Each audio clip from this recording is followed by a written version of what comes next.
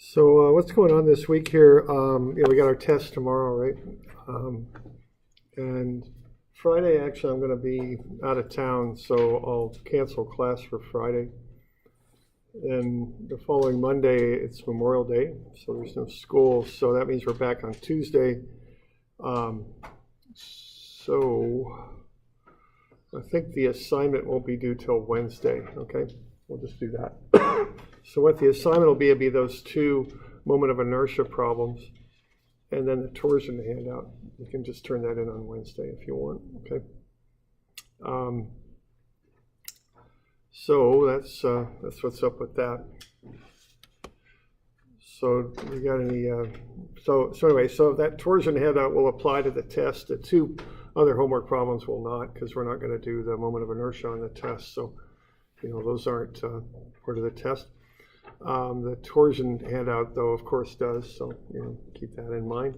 That even though it's not due, it still applies. So that's kind of what's going on here. So, are there any questions regarding the any of the stuff that's coming up? Yeah, question there. I was doing the review number 3. Uh-huh. I used the angle as 110, and I got a different answer from what we had on the sheet. Oh, okay. Let's have a look. Yeah, when I used the angle as the given angle in the picture, I got the same answer. Oh, really? Okay. Let's see what we got.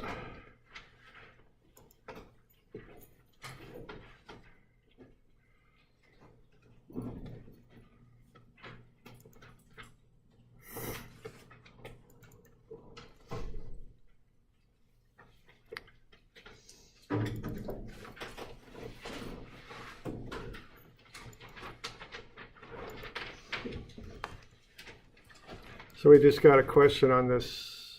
Is it? No, it's not this one. It's this one, right? Yeah. Okay, thanks. All right, so what we got there. Let's see, I don't have the solution on this copy here. I'll need to go get it. So why don't we just.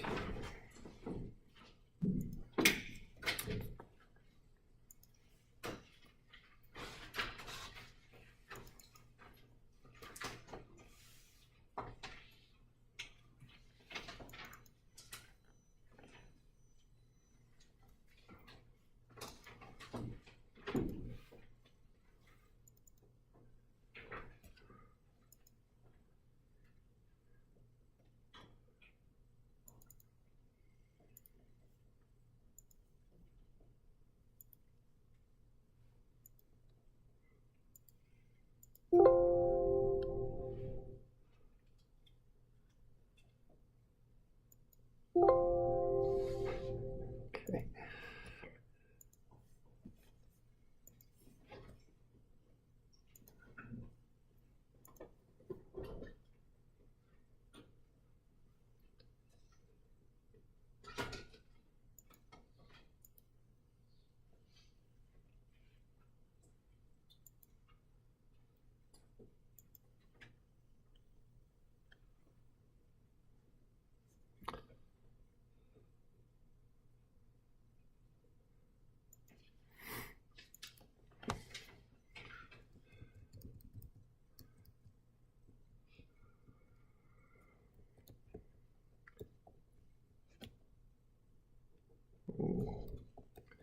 Oh, that's not so good. We're having some technical problems here. I guess we'll do it this way. Is that what we're doing? I think that's what we're doing. Let's try this.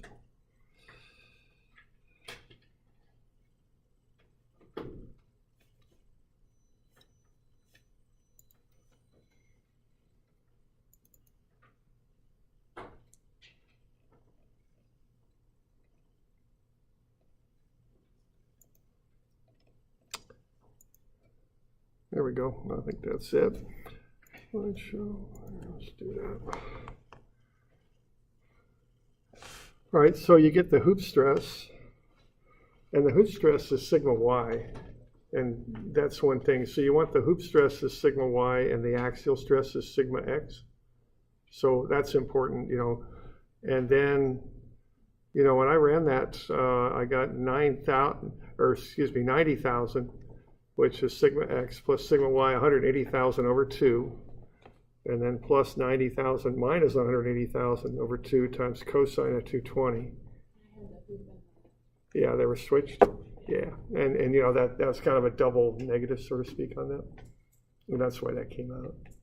Because you've switched two things, basically, and that's why that all kind of came out in the wash. Okay. So, all right, so that's just an example of starting with a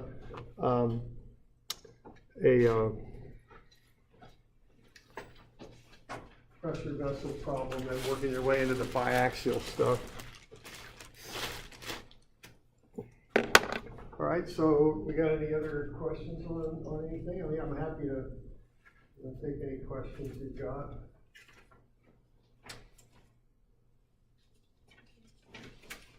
Is there any reason you picked 110 over 70 for the angle?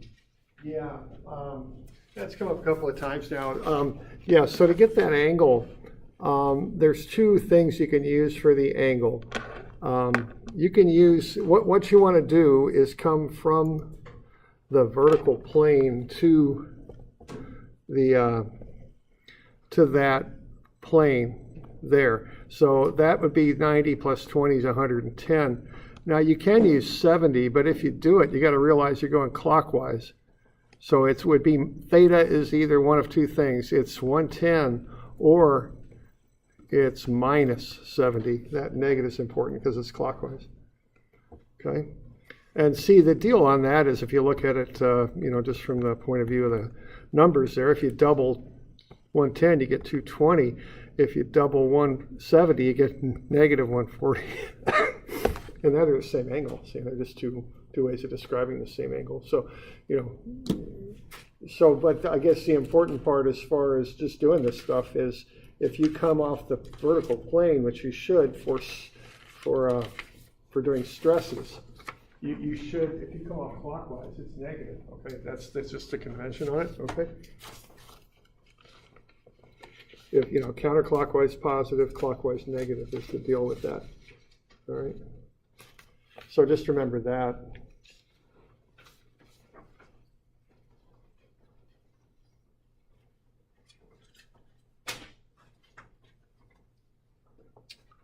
So we got any questions on that?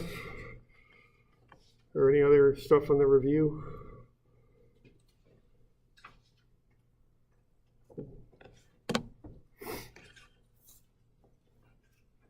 Okay.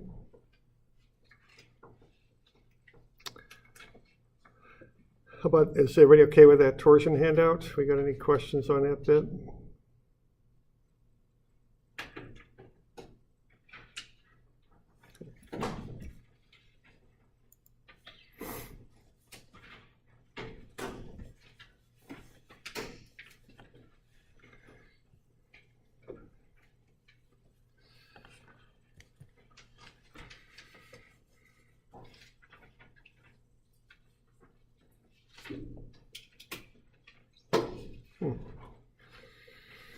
All right, I'm having computer problems here.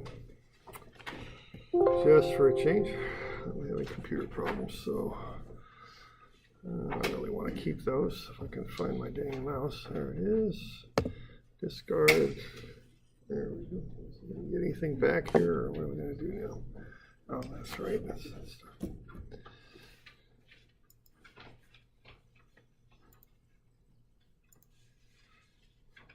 All right, so again, the key ideas on this thing are looking at the moment about the center of the shaft.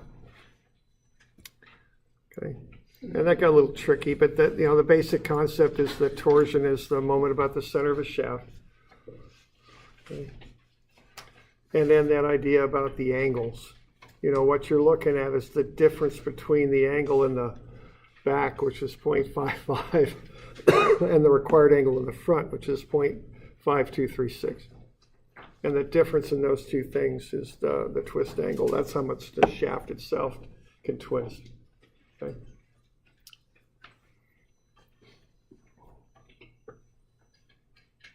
All right.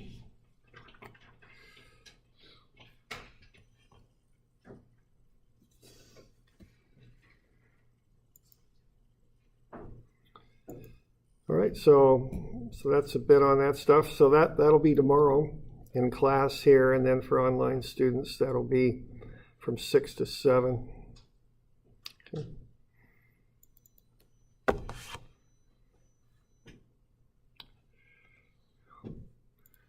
All right, so we'll just head on to the next one here then. So the next one is finding shear and moment equations, okay? So we went through that review of reactions, and now we're looking at generating these shear and moment equations for beams. So what you do to accomplish this is you first find the reactions, as we did here in this example.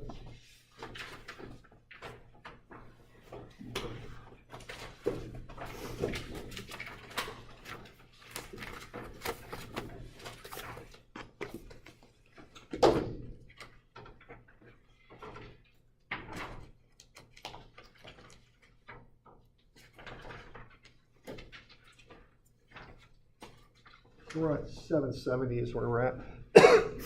Okay. And then, okay, so we've got the reactions there. So that's a cantilever. So we've got a vertical reaction, 4,050, and then we've got a moment reaction, 20,250. No X reaction. So what we're going to do then is start to work our way across the beam. Every time the loading diagram changes for our free body diagram here for this, what we got to do is we've got to create a new set of equations. So it's not like you got one equation for the whole beam. It's more like you're cutting the beam up into pieces and finding moment equations for each piece of the beam. So here we're starting off, we've got the reactions over there on the left, they're shown. We're working our way some arbitrary distance between A and B, so it's between 0 and 2 meters. And we're coming out here some distance X, and we're cutting the beam. So that free body diagram will hold anywhere between 0 and 2 meters. And we show the reactions on the left, because by convention, you know, we start on the left-hand side of the beam. And we put our unknown shear and moment over there wherever we cut the beam. Positive shear is down. The moment curls the beam up. Okay, so we just draw the shear and moment on like that. And after we've accomplished that, we just go ahead and we write up statics equations and solve for VAB and for the moment. So we're going to find the internal shear, VAB, and the internal moment, MAB. So after we generate that free body diagram that I'm showing there, we just write up a statics equation. There is kind of that little funny deal where you just draw the shear down. That's just by convention. You just do that and don't worry about it after you do it. Then you write up a statics equation. Okay, one for the force, 40,050 up, VAB down, so VAB is just 40,050, and then another one for the moment. So we got a couple over there. So what we're doing here, we're taking moments about the right-hand side of the beam where we cut. That's normally what I like to do. And we've got that couple, 20,250, that's counterclockwise, so that's a positive. And then we've got a moment arm of X to the load of 4050. That's negative because it's clockwise about the cut. It's coming around like so. So that's 4,050X. And then plus the unknown couple, which is counterclockwise, so that's a positive, and that's MAB. So then it's just a matter of solving for MAB. And MAB comes out to be 4,050X minus 20,250. Okay. And then what you can notice here is if you take a derivative of the moment, you get back to the shear, and that relationship should also always hold.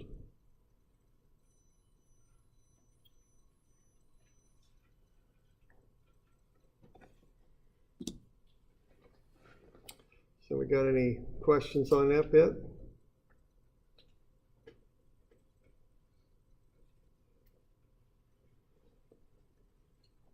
And that's the basic idea of how you go about doing these.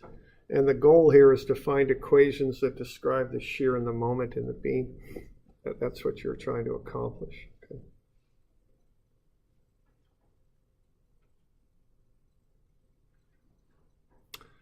All right, now we've gone from A to B there, so the next thing to do is to get into B to C. Now B to C gets a little bit trickier there. From A to B it's unloaded, so there's nothing going on, but once you get from B to C, you're into that triangular load. So it gets a little bit more involved. Okay. So what we want to do is get the dimensions on here. So I've got those dimension lines on there, but we want to fill those in, okay? So by convention, that is X, okay? You start at the left-hand side of the beam and you work your way over to the right-hand side of the beam, and that distance is X. So what we're doing here, we're cutting at some arbitrary distance over from the support, and that's X, okay? So we're into that triangular load.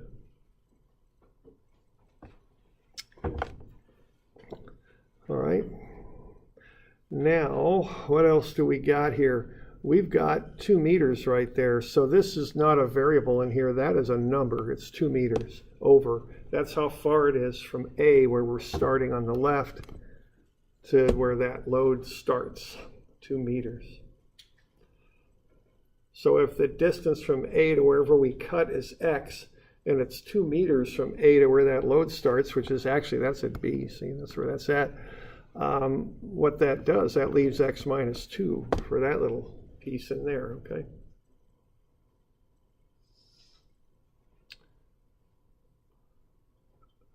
And then what we want to do is see, we're going to take that triangular load. Now, even as you work your way across, it's still a triangle, so you can cut that load anywhere you like, and it's a triangle. And with that, that free body diagram will hold, see?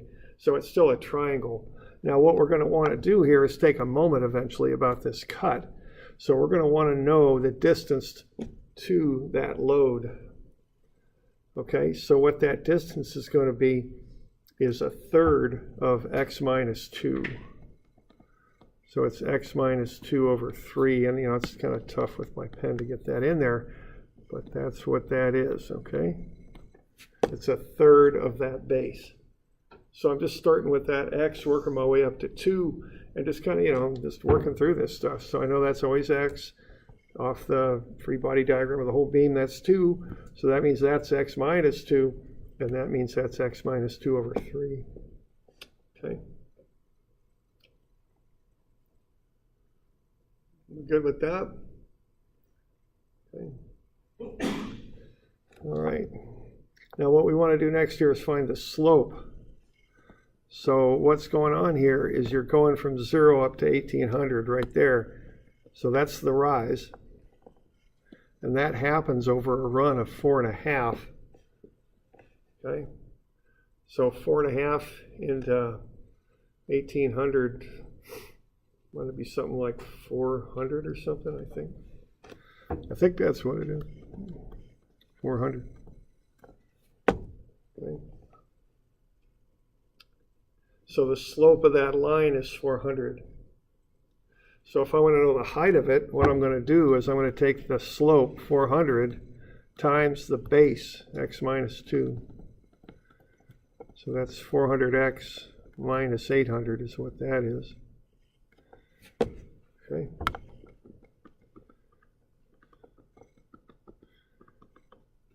We're good with that?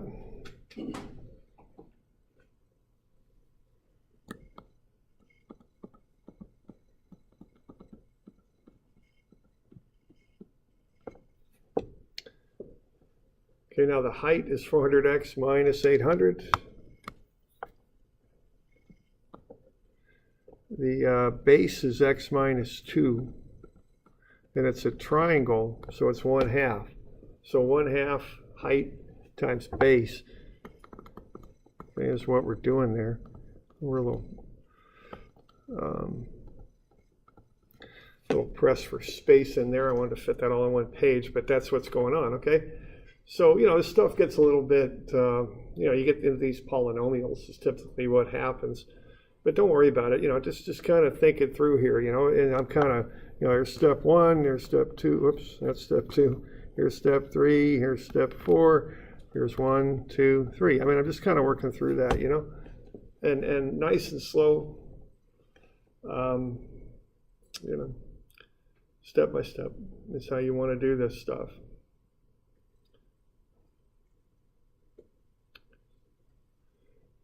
Okay.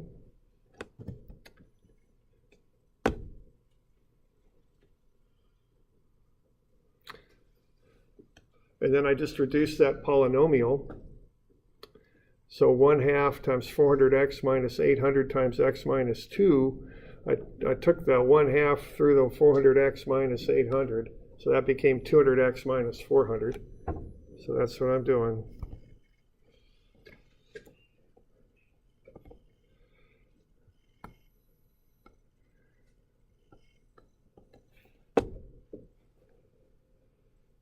All right, and then you just do the FOIL thing to 200x minus 400. So it's 200x squared minus 400x minus minus 400x again plus 800.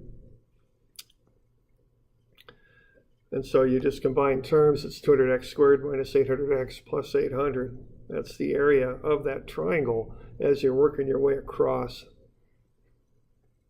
Okay.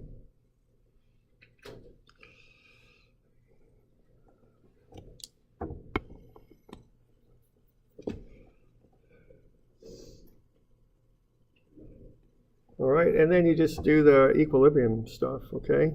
Looks like I forgot a parent right there.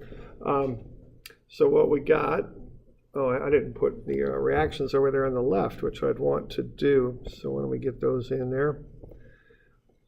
So what do we got? I think this is 4,050. And then we've got a couple in here, right? Which is whatever the heck it is. What is it? So that's 2250, right? There we go. Okay, so those are the reactions over there on the left.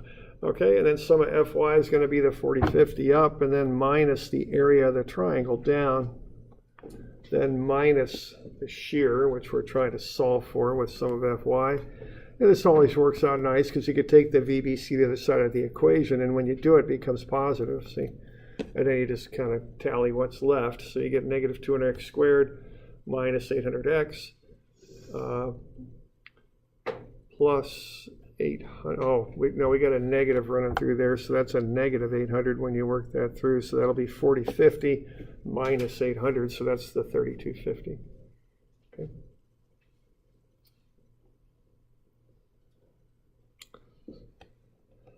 And then you do the sum of moments equation.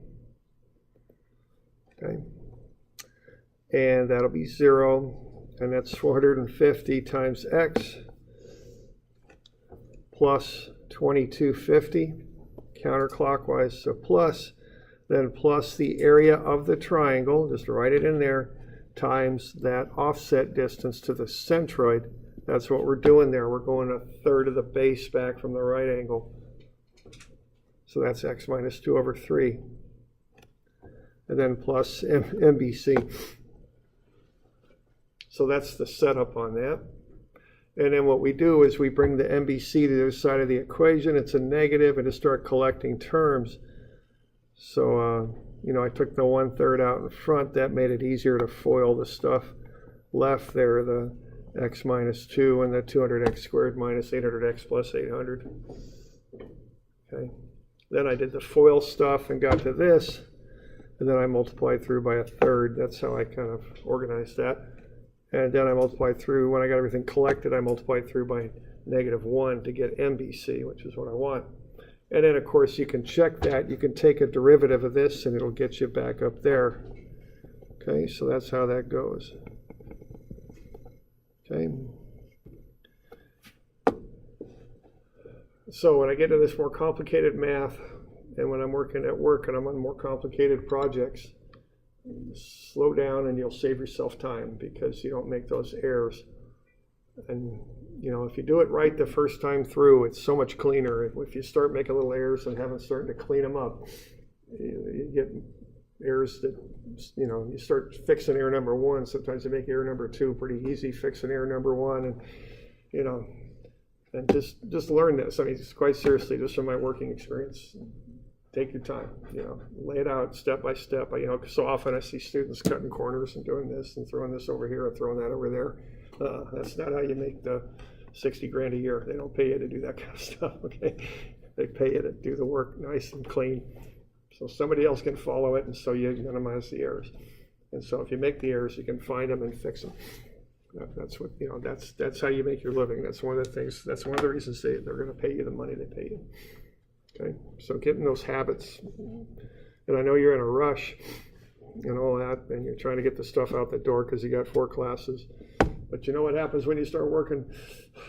It gets worse, okay? And you just got to deal with it. You just do, and it's just part of life, and it's fine. Everybody has to deal with it. But you develop those skills here while the price for not doing it is quite so well as it's so high. Okay, that's my advice on that. Okay.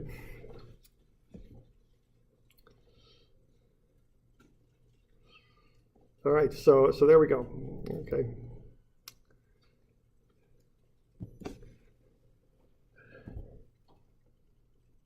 All right, so let's look at another one here. So these are a little complex, and so these practically get a little bit complicated. Okay. All right, so this one we already did the reactions. We went through that reaction practice. We did that. So there we go. So we got the reactions, 12,000 on the left, 3,300 on the right. And then we got that trapezoidal load in there. So what you want to do is start working through that. Okay, so what's going to go on here is we're going to want to break that thing up, into 2 pieces, A to B and then B to C. When you do A to B, you're going to cut at some spot between A and B, like that. And you're going to want the slope of that line again. That's very common on these when you want to figure out these areas, is find the slopes of the line. So what you got there for that slope is you're dropping 4,200, right? Because you're going 7,200 minus the 3,000 on the other side. And that's 4,200 of drop. And that's happening over a run of 3. So the slope of that thing is negative 1,400, right? So it's real common to need those slopes, so I just go ahead and calculate them up. Okay. Now this will get just a little bit tricky, but not so bad here. So what do we got? Over there on the left, we've got a total height of 7,200, right? That's the total height. Now what's going to happen here is we're going to come out a distance of x. So what this height right here is going to be, and I don't have a good place to put it, so I'll just kind of do that with a little bit of a leader there. We were at 7,200 and now we're dropping by 4,200 times whatever that distance x is we've come over from point A. Okay.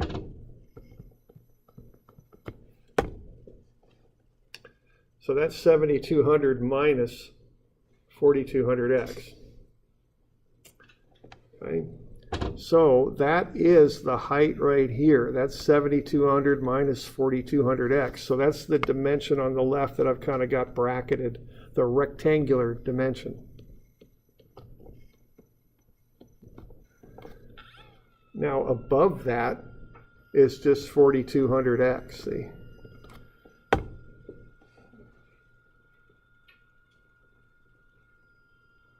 So what's happened there is you work your way from A to wherever it is this cut is. The cut's somewhere between 0 and 3. You've dropped by 4,200, which is the slope, times whatever that offset distance is, okay? So the height of the triangle is 4,200 times whatever the offset distance is. And what's left over is the height of the rectangle, and that's 7,200 minus 4,200x. That's what's happening there mathematically. Okay. Now we want dimensions. For the rectangular load, it's x over 2. For the triangular load, it's 2x over 3, 2/3 of x. So what I've done there, I've taken that trapezoid, which is based on some base distance between 0 and 3, I've broken it up into a triangle and a rectangle. Okay.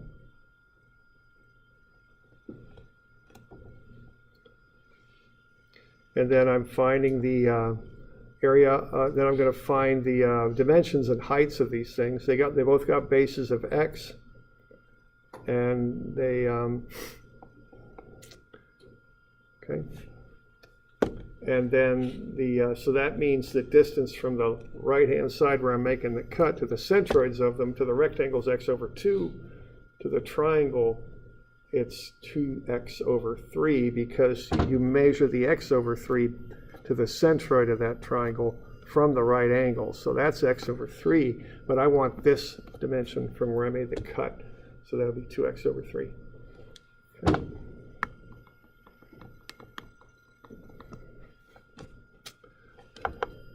Then you want to find the areas of these things. So we got a triangle, height is 4200x. It's a triangle, so it's 1/2 height times the base of x. So that's 2100 x squared. And then we got the rectangle, 7200. I put an extra 0 in there, didn't I? Sorry about that. Let's get that out of there, because that's 7200. Yeah, okay. So 7200 minus 4200x times the base of x. Okay. So those are the areas.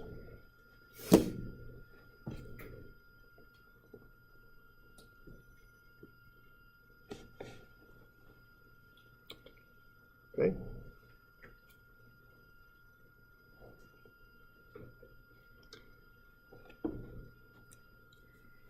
So we got the areas. 1/2 times 1400x times x is 700x squared. 7200 minus 1400x times x is 7200x minus 1400x squared. Got the reaction over there at 12,000. We got the base of x, and we got these distances from where we made the cut to the centroid. So we're all good to go now, okay? So sum of Fy, 12,000 up, minus the area of the triangle, 700x squared, minus the area of the rectangle, 7200x minus 1400x squared, minus the shear, because the shear by convention is drawn down. And so in the statics equation, that goes in as a negative. Take VAB to the other side of the equation. Looks like I corrected this to make it VAB. Have a look at your copy and see if I did that or not. I'm not sure if I did. I imagine I did, but just make sure that says VAB there. And then I just work through the algebra, okay? 1200 minus 700x minus 7200x plus 1400x squared. Collect the terms. I get that little quadratic there. 700x squared minus 7200x plus 12,000. So that's the shear. So if I plug in an x value between 0 and 3, I'll get the shear any place I want on that diagram. Okay. Can you integrate from here? Well, you can integrate, yeah, but if you do that, you're going to have to pick up the constant of integration, which in a moment, on this one, okay, so what the deal is, when you take the derivative of the moment, you get back to the shear, okay? So which means you can integrate and go the other direction, but you do have to pick up the constants. Now this one is going to have a 0 constant because the constant of integration will be the value of the moment over there at the support, which is 0. Okay, so you can integrate that pretty easily and get that one done. Now this one here, though, you can't, it's tough to integrate that because to finish it up, you're going to have to know what the moment was right there, because that'll be your constant of integration, because you're doing indefinite integrals here. And so you got to pick that number up there, and that starts getting a little tricky when you're in the middle of these beams. So sometimes you can integrate, sometimes you can't. It's a little situational when it's easy and when it's not. So I just tend to do it equilibrium style all the time, because that's consistent and it always works. I don't need to worry about it. But you can integrate, but you do have to concern yourself with that number right there, which you won't know just by doing an integral. Okay.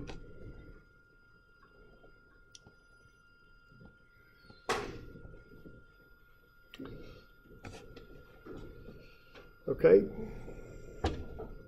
So if we integrate this thing, we got 12,000 times x negative, oops, right there, plus the area here, 7,200x squared times that dimension moment arm, 2x over 3, positive counterclockwise there, coming around like that, plus 7,200x minus 1,400x squared times the moment arm at x over 2, coming around like that, and then plus MAB, and then the rest is just algebra, okay, to work it out.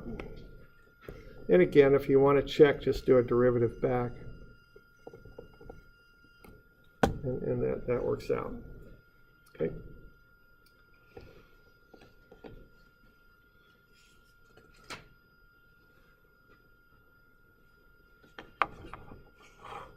Doing all right with that?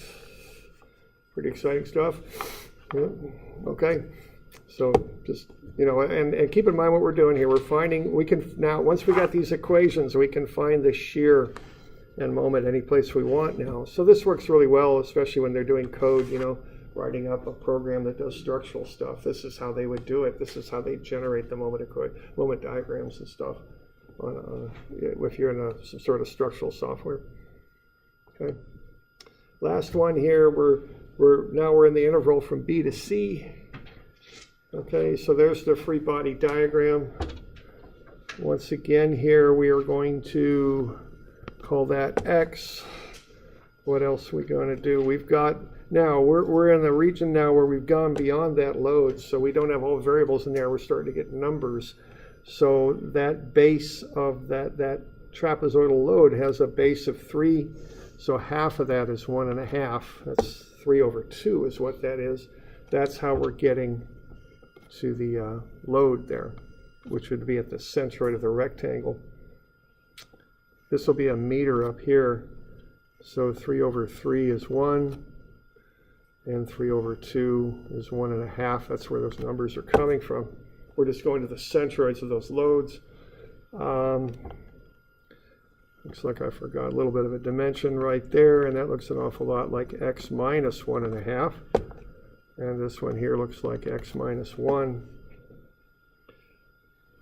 I think we already got the areas of these things, so I put them on there, 6,300 and 9,000. We did that when we did the reactions. Okay. So I just got all the dimensions in there, and then it's just, you know, doing what we've been doing here. So we got V that holds between B and C, and then we got M, B, C. Okay. Like that, and then off you go, you know, just doing these equilibrium equations. Okay.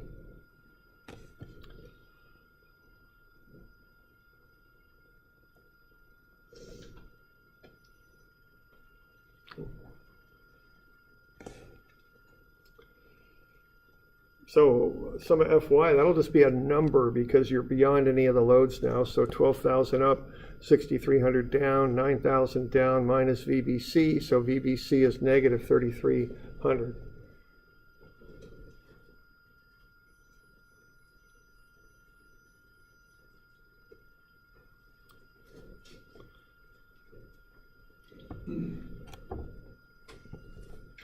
Okay, counterclockwise 12,000x, excuse me, that's clockwise about the cut.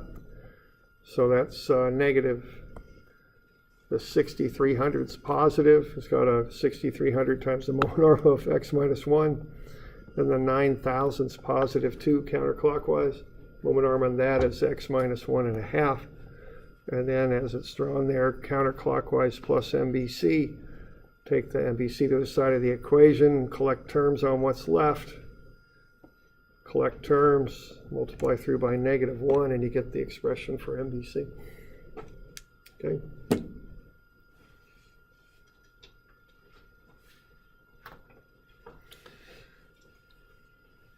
So that's basically how you do these Shear and moment equations. We'll get into diagrams next week. But this is basically the basis of the diagram, so we start off with this.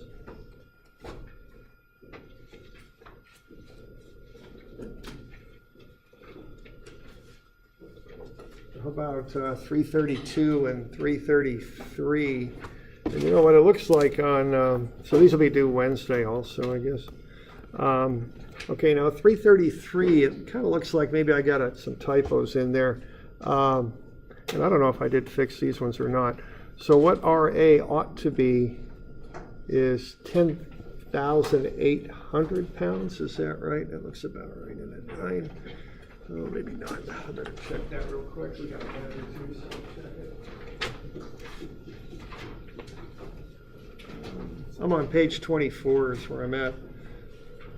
So 3,600 times 9 divided by 2.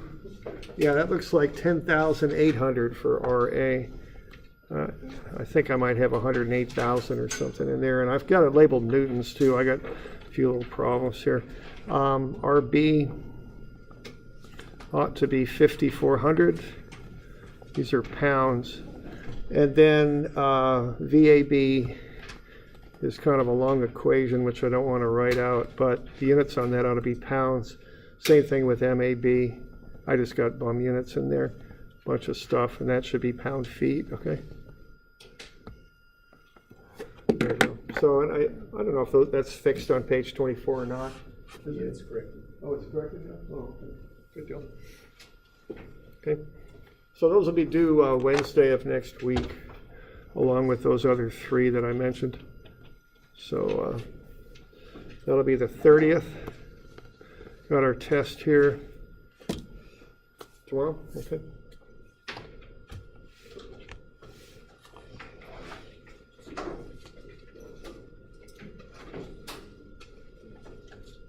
Cool.